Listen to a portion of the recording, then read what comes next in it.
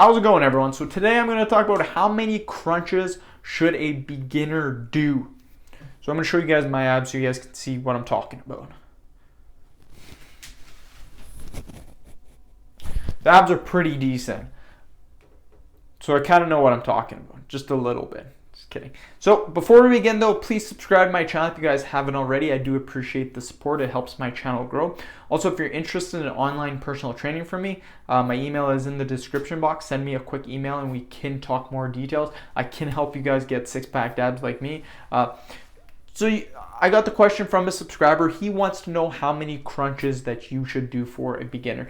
So the main thing that I recommend for a beginner, yes, crunches are important, but I like you guys to mix it up a little bit. Do different ab exercises. Crunches are important though. We'll go over this question.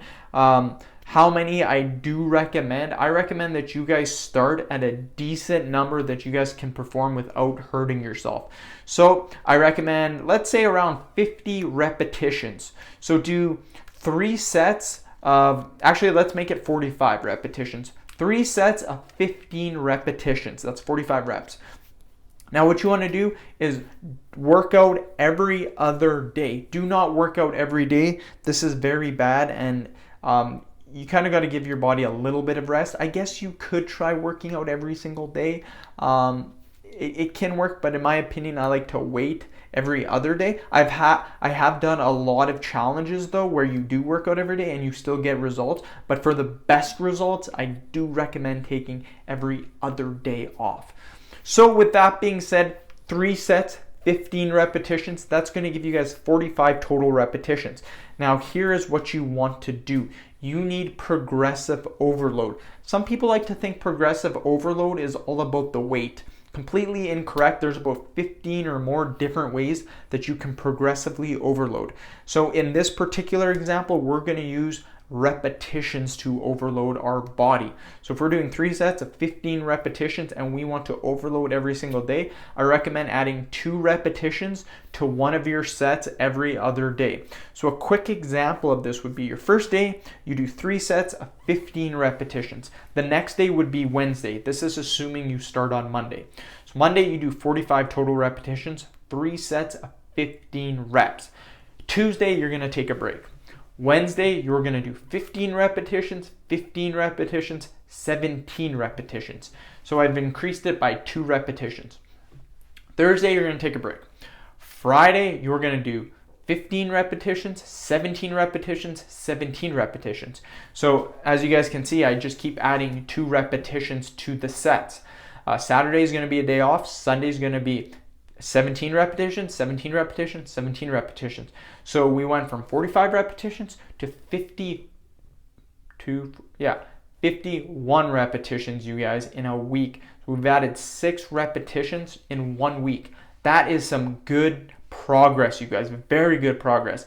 Now we're going to keep doing that until the end of the month. We're going to add a total of 24 repetitions to our sets, you guys. That's a lot of overload. We are going to grow some muscle by doing this, you guys. And you can keep on doing that. Just keep on adding 2 repetitions until you can perform 200, 300, 400 repetitions per day. And you can even add a few sets as well. So you might get up to 50 repetitions on your abs. Then you could do 3 sets or 4 sets or 5 sets or 6 sets. You can keep adding sets if you want to, but just understand that you need to slowly overload your body. Do not try and do 300 crunches the first day. What happens is all it does is it shocks your body, and that you won't grow as long as you could have is if you didn't do it at the start. So if you start off doing 300 repetitions for your crunches instead of doing 45, you're going to plateau way quicker.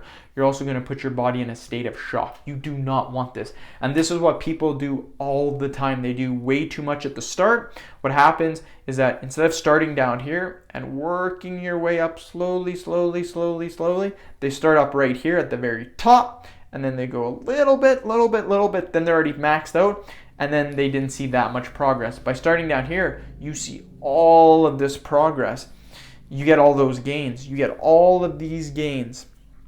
As opposed to up here, you go here, you only get this much gains. You don't want that. You want all of these gains. Very simple, that is what people do incorrect when they are trying to build muscle. The best way to actually build muscle is to build it at a very slow pace. If you start off super high, you get a little bit and you're done. That's why people plateau almost instantly when they start working out. And people that I help when I'm training my clients, I ask them what have they been doing in the past. And I look and I see that they have been overloading. They've been doing way too much. They've been shocking their body. They don't get any results because their body's stressed. So what I do is I start them off with lighter weights.